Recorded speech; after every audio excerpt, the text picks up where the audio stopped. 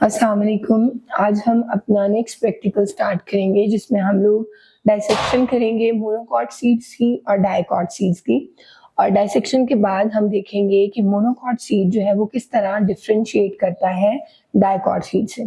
Monocot seed की study के लिए हम ले लेंगे अपने पास मेज ग्रेन्स, जिनको आप कर्नल्स भी कह सकते हैं, छली के दाने भी कहते होंगे।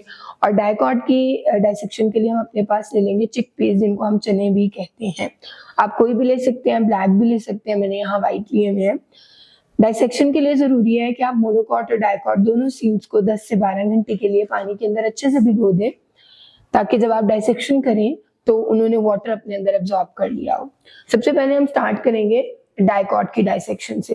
डाइसेक्शन के लिए हम जो है वो भीगा हुआ एक अपने पास सीड कोई भी ले लेंगे और फिर हम उसको डाइसेक्ट करके देखेंगे।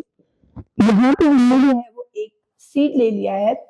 जो हमारा सीड होता है वो दो पार्ट्स में कंसिस्ट कर रहा होता है। एक होता है उसका एक्सटर्नल पार्ट और दूसरा होता है उसी सीड का इंटरनल पार्ट। हम इस सीड को अगर एग्जामिन करें तो आपको इस सीड में यहाँ पे एक छोटी सी ओपनिंग, बिल्कुल माइन्यूट ओपनिंग नजर आ रही है। इस ओपनिंग को कहा जाता है माइक्रोपाइल। माइक्रोपाइल वो ओपनिंग होती है, ये जो ओपनिंग आपको दिख रही है, ये वो बेसिकली ओपनिंग होती है जिससे ये सीड जो है ये वाटर एब्जॉर्ब करता है और वाटर को एब्जॉर्ब करके यहीं से इसमें से जो है वो रूट्स के लिए रेडिकल और शूट्स के लिए प्लम्यूल निकलता है। उसके बाद अगर आप देखें तो आपको इसी सीड के ऊपर यहाँ पे एक स्टार नजर आ रहा है। ये जो स्टार आपको यहाँ दिख रहा होगा, ये जो स्टार होता है बेसिकली इसको हम कहते हैं हाइलम। हाइलम जो है ये सीड के ऊपर इस तरह से प्रेजेंट होता है। उसके बाद आपको इस सीड के ऊपर पूरा जो है वो एक स्ट्रक्चर नजर आ होगा, एक लाइन नजर आ होगी। इस लाइन को हम कहते हैं रैफिल, जो कि थ्रू आउट द सीड आपको दिख रही होगी, प्रेजेंट होती है। और मोस्ट इंपॉर्टेंटली जो भी सीड होता है उस पे आपको एक आउटर कवरिंग, अभी हम उतारते भी हैं तो आपको दिखेगी। वो जो आउटर कवरिंग होती है उस आउटर कवरिंग को हम नाम देते हैं सीड कोट का या फिर टेस्टा का। ये सारे हो गए इसके एक्सटर्नल पार्ट्स। अब हम क्या करेंगे, हम इस सीड को लेंगे और इसको ऊपर से सेपरेट करेंगे, इसका जो सीड कोट है, ताकि हम अंदर से देखें कि इसमें कितने कॉटिलेडन्स हैं और इसको हम डाइकॉट क्यों कहते हैं।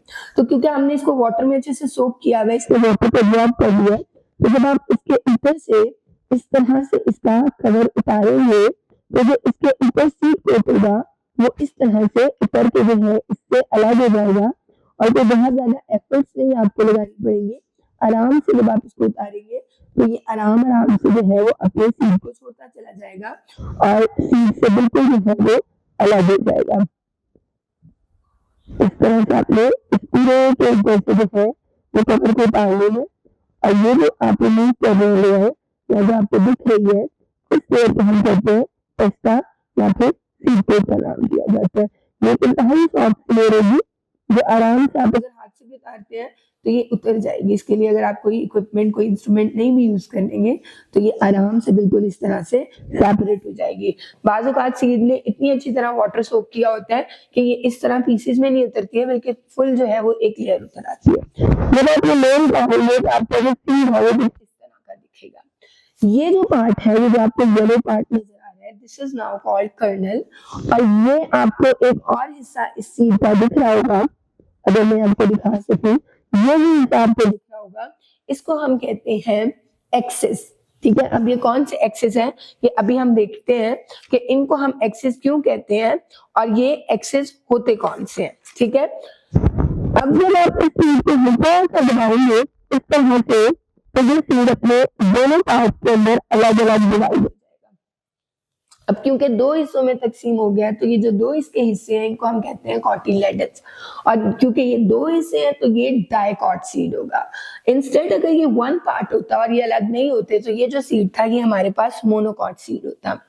उसके बाद अब अगर आप देखें तो एक पार्ट आपको बिल्कुल जो है वो प्लेन नजर आएगा जिसके साथ कोई अटैचमेंट आपको नहीं दिखेगी। और अगर आप दूसरा पार्ट देखते हैं तो दूसरे पार्ट में आपको एक छोटा सा माइन्यूट सा स्ट्रक्चर दिख रहा होगा, जिसको ये जो आपको छोटा सा स्ट्रक्चर दिख रहा है, अभी हम उसको अलग भी कर लेते हैं। ये बेसिकली हमारे पास वो स्ट्रक्चर होता है जहां से रेडिकल और प्लम्यूल दोनों निकल रहे होते हैं।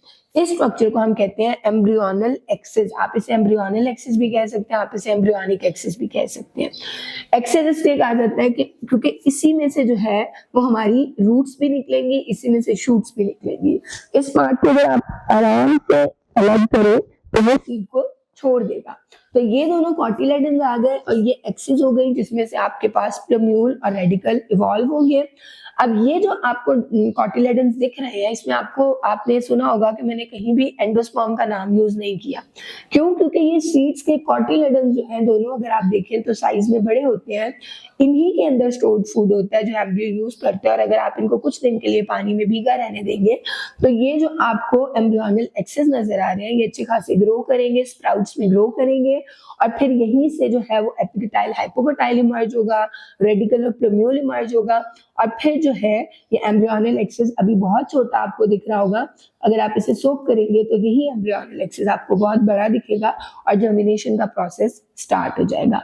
सो ये जो सारा हमने अभी देखा, ये डाइसेक्शन की हमने एक डायकॉट सीड की। हमने अभी जो है वो डायकॉट सीड की डाइसेक्शन की और हमने उसके डिफरेंट पार्ट्स के बारे में पढ़ा।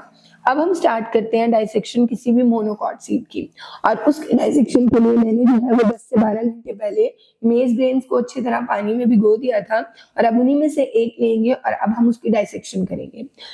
मोस्ट इम्पॉर्टेंटली ये जो मैंने अभी उठाया है या पानी से निकाला है ये कोई सीड नहीं है। सीड क्यों नहीं है? इसको हम एक कंप्लीट फ्रूट कंसिडर करते हैं।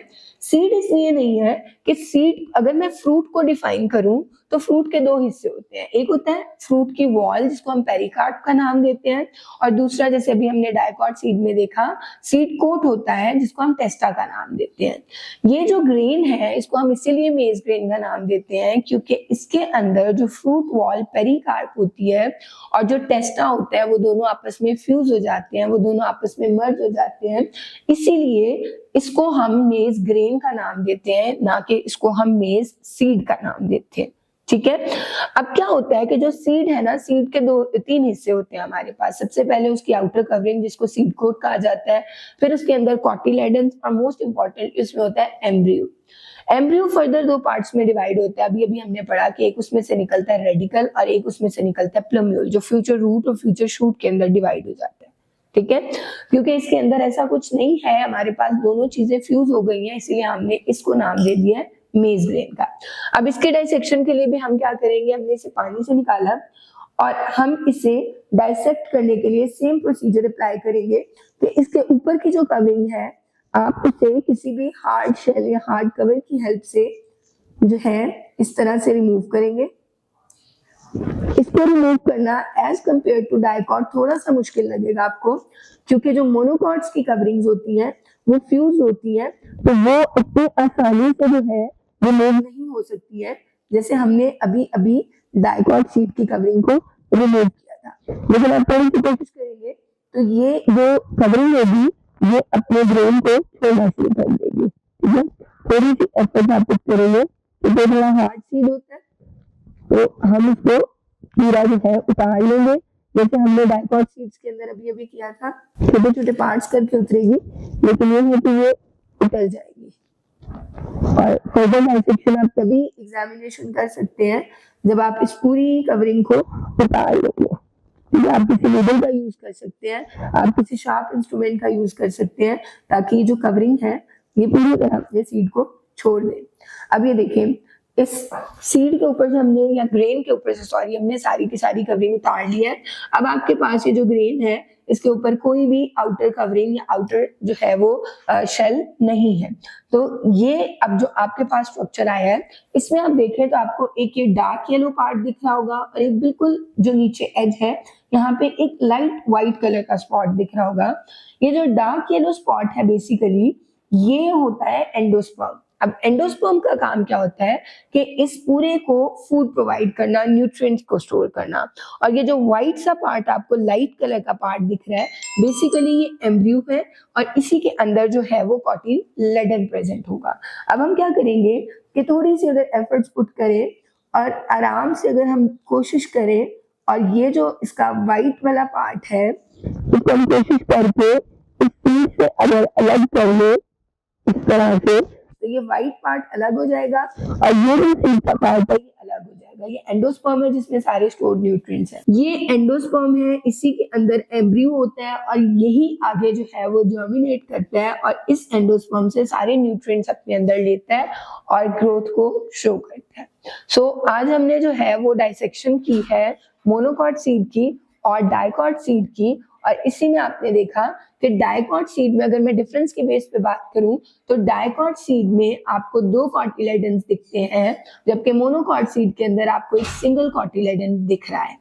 डाइकॉट सीड की अगर मैं बात करूं तो वहां पे जो हमारे पास एंडोस्पर्म होता है वो एब्सेंट होता है, जबकि मोनोकॉट सीड के अंदर हम देख रहे हैं कि हमारे पास एक एंडोस्पर्म प्रेजेंट होता है जिसका काम ये होता है कि वो फूड को अपने अंदर स्टोर कर सके और फूड जो है वो फिर एम्ब्रियो को नरिश करने में हेल्प कर रहा होता है। इसके अलावा अगर हम एग्जाम्पल की बात करें तो मोनोकॉट में हमने मेज ग्रेन की एग्जाम्पल पढ़ी है और डाइकॉट सीड के अंदर हमने चिकपीस की एग्जाम्पल पढ़ी है। तो ये बेसिक डिफरेंसेस होते हैं जो इन दोनों के बीच में होते हैं और ये इनके स्ट्रक्चर्स होते हैं जो हमने इंटरनली भी स्टडी किए हैं और एक्सटर्नली भी स्टडी किए। Thank you so much.